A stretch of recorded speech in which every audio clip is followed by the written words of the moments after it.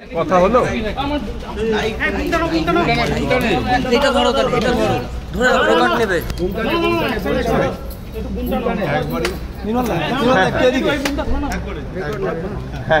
বলছি কথা হলো একটাই আমি প্রথমে স্মরণ করে দিতে চাই 9 তারিখ অন করে না অ্যাকশন ভাই অ্যাকশন অন করে দেন হ্যাঁ সবাই কোনটা কই আমার নিচে নামিয়ে নাও না একটু নিচে নামিয়ে না ঠিক আছে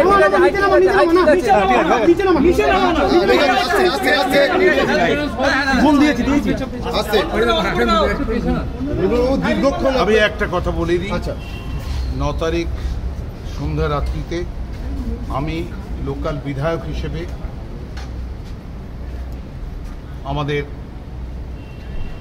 অভয়ার বাড়ি আমার বিধানসভা এলাকায় আমি নিজে একটা মিড ডে প্রেস করেছিলাম, প্রায় 50টিরও বেশি প্রেস ছিল। সেদিনের কথা যদি আপনারা খেয়াল করে থাকেন যে এত বড় হেনিয়াস ক্রাইম আমার জীবনে আমি কম দেখেছি। সেদিন আমি বলেছিলাম এর শাস্তি ফাঁসির থেকেও বড় শাস্তি দিতে হবে, এবং সেই দাবি আমি এবং আমার সরকার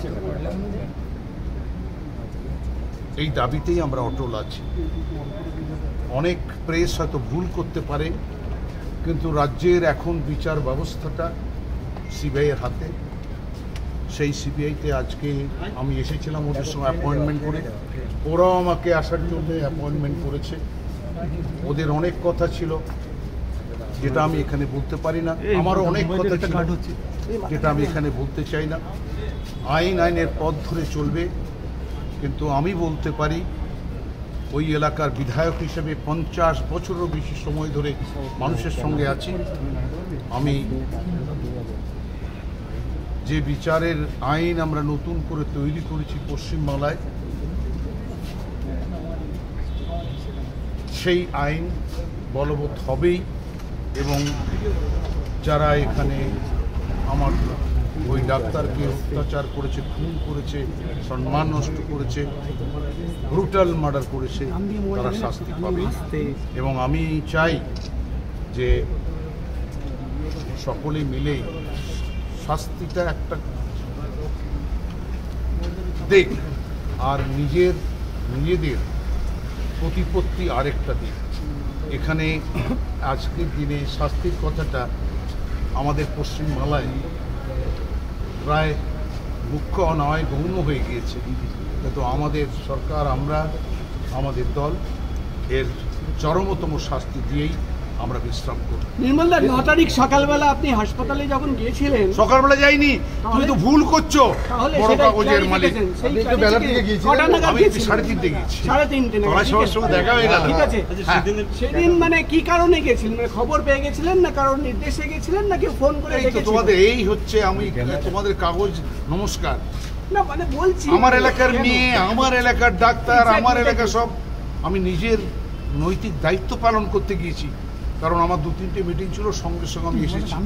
এবং আমি নিশ্চিত যে আমার মতো দুঃখী তোমরাও ভাইরা, তোমরা প্রেস ঠিকই, তো তোমরাও দুঃখ পাবে।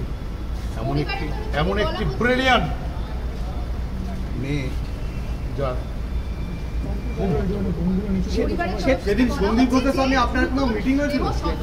এসব মিডিয়ার কথা আমাকে বলছো।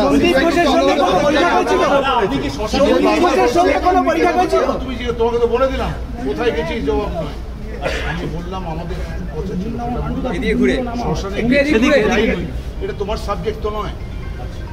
সন্দীপ ঘোষের সঙ্গে কোনো মিটিং হয়েছিল সেদিন? কার সঙ্গে? সন্দীপ ঘোষের সঙ্গে।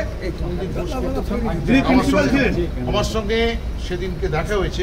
সন্দীপ ঘোষ আলোচনার মধ্যে আসে না, আমার আলোচনার মধ্যে আসে না। সবাই ভালো থেকো। আইনের পথে আইন চলবে। তোমাদের সঙ্গে আমার ব্যক্তিগত সম্পর্ক সবার ভালো। সন্দীপ ঘোষের সঙ্গে কোনো কথাবার্তা হয়েছে? সম্ভাবনা নেই, কখনোই সম্ভাবনা নেই কথা বলার। না ডাকবে কেন? আমি তো বললাম আমি মেক অ্যান অ্যাপয়েন্টমেন্ট। ওদের বক্তব্য ওরা বলবে, আমার বক্তব্য আমি রেখেছি। আইনের পথ ধরে চলবে, এটা বললাম তো।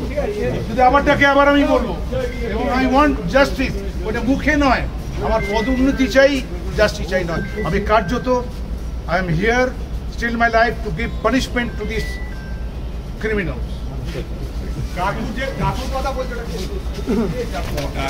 বলছেন যে রক্তগঙ্গা বইয়ে দিবে বলেছিল একজন কামুরকে, তিনি নাকি প্রাক্তন কাউন্সিলর। ভাই ভাই ভালো থেকো তোমরা। এই ব্যাপারটা নিয়ে আপনি সিবিআই অফিস তুমি মনে রেখো। আমি তো বলছি তোমরা এসো না, চাপো, আমি সব কথা বলবো, বাট এটা আইনের পথ ধরে চলবে। We want justice. Thank you.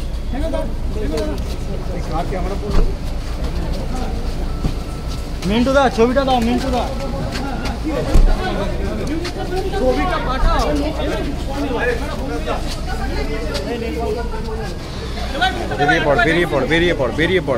বেরিয়ে পড়।